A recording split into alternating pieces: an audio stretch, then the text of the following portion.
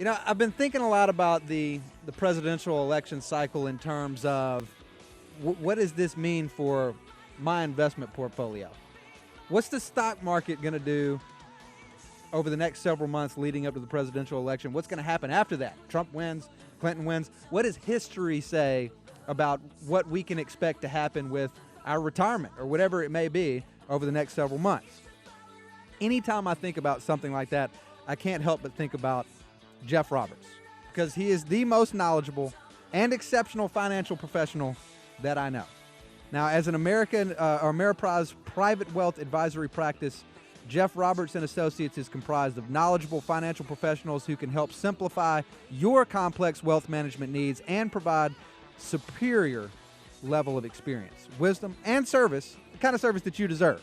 They deliver personal one-to-one attention to help to grow and preserve your wealth, transfer it to those you care about, or use it to more fully achieve your dreams. Now, Jeff Roberts, he's kind of like a legend to me. I call him 007.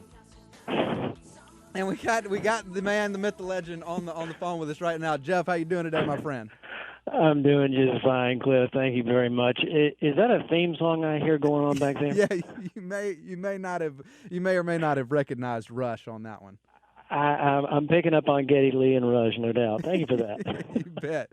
All right, well, Jeff, talk to us a little bit about what the U.S. presidential election means for market volatility. Is there any data on the performance of the U.S. stock market during election years that we can look back on? There is. Our good friends over at the Wells Fargo Investment Institute did a report back in February of this year, and it gives us some insights about the S&P 500 index and election years dating back from 1933 up until 2014. And what's interesting, presidential terms, as you know, are 4 years in length. And if you break those out into year 1, 2, 3, and 4, obviously the fourth year is going to be an election year for a president, whether it's the sitting one or a new one. Well, going back to 1928, if you carve out all of those election years, which are the fourth year of a presidency, and you average out what the total return of the S&P has been, including the reinvestment of dividends, election years historically have given the market an 11.3% return, which is actually a great number. But it's interesting when you compare that to year one of a presidency and year two of a presidency, which are lower in return than 11.3.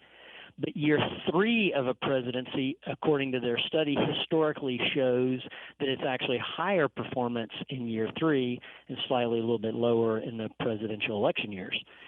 But going to 1933 to 2014, if you just look at the presidential election years and you take out the dividends reinvested of the S&P 500, the rate of return from 1933 has been 6.5% on the overall market, again, since 1933, during election years. And that's from January 1 to December 31st. So it would be like this year, from January 1 to December 31st, if we equaled every year that, on average from before, it would be, say, 6.5%, hypothetically. Does the historical data drill down more specifically on or reveal anything interesting that you saw as you looked over it? It was interesting because if you look at the years that there's an open election versus a re-election, the performance was dramatically different, and I'll define those. An open election is what we have right now, and that is where the the election is going to result in a new presidential name, period, no matter what. So there's not a previous president running. It's new candidates altogether. And that's what we got this year. That's an open election. A re-election is what we had 4 years ago, when there's going to be a sitting president that is running for re-election, whether they get elected or not, but they are sitting, trying to run. If you look at the re-election years, the performance of the stock market, again, not including the reinvestment of dividends, in a re-election year has been 9.7% on average. But when you look at the open election years, the rate of return is 1.2% on average. Oh, wow. A dramatic difference between those two. So What is it that causes that much of a deviation between open and reelection years? You know, anybody's guess is probably just as good as another, although the markets we know, generally speaking, broad brush here, don't like uncertainty. And when you're looking at an open election year, obviously there's a lot more uncertainty in that when you've got new candidates altogether versus at least somebody sitting running for office. So I assume, and we can extrapolate from that, that markets just don't like the uncertainty, and the more that we have in open election years is reflected in worse performance than in the re-election years. Have you gotten a sense at all of what the market would prefer, or what the markets think about the two main candidates? I mean, does the market seem to prefer one over the other, or is it just they just want certainty? They don't necessarily care which one it is. They just want they're just waiting for that certainty so they know what they've got. Yeah, no, there's not any direct information that can speak to one candidate versus another, and the historic data shows that as well. It really boils down more to policy than it is a particular candidate, and which is kind of interesting historically. But there's nothing indicating right now one direction or the other in terms of the current candidates that we're looking at. Whether if Trump gets in office, the market's going to go up or down, or if Hillary gets in office, the market's going to go up or down more or less than the other. No indication of that in any way. So for our listeners out there, and we're speaking to Jeff Roberts, he is the man. I really feel like I should call you the man, the myth, the legend, Jeff Roberts, but we'll just stick to Jeff Roberts right now. We're talking to Jeff Roberts. So as folks are listening out there, Jeff, and they've learned something here. Maybe these folks, they've got their retirement stuff invested. They find out now that historically we're talking about a relatively low rate of return in an election year. It's probably going to be a volatile few months in the market. What should our listeners do with this information? Well, of course, keep in mind that past performance, that classic statement you hear people like me say, past performance is no indication of future results. But what it is something very important, and it's information. And information is what we use in helping people make good decisions. So with this information, broadly speaking, you can't give advice to say, investors need to do this or do that.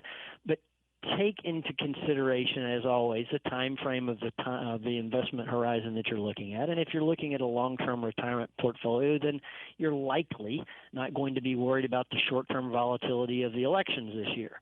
But if you are looking at an amount of money that you might have sitting in cash, or you're thinking about entering the markets or investing in the markets, then this could be helpful, because the study indicates that if it plots out every year from January to December, going back to 1933, and you look at the way the little trend graph goes, you can see the historic trend shows that the markets peak typically around July and August in the open election years and start to decline in September and October as a trend going back to 1933. Now, that doesn't mean that people need to run out of the markets or anything, but if you are sitting in cash, it's information that you can use to determine whether or not, hey, is this a strategy that I want to be lumping into the markets that are peaking potentially now, or use a dollar cost average strategy to ease into the market, just depending upon each person's unique situation. But again, information, use it wisely. Everybody's listening. You can tell how knowledgeable Jeff is on this stuff. If you're interested in talking to Jeff a little bit more about how he and his team could help you out, you can go to jeffrobertsandassociates.com. What else, Jeff? What's other good way for folks to get in touch with you if they want to give you guys a shout? jeffrobertsandassociates.com is great, or come like us on our Facebook page, or give us a buzz at 313-9150. All right, Jeff, I got to get you back on again because I want to talk about whether or not there is any correlation between the U.S. stock market and which political party is in office at the time. Would you be willing to do that? Happy to come back always, Cliff. All right, looking forward to that. That's Jeff Roberts. Let's take a quick break. We'll be back.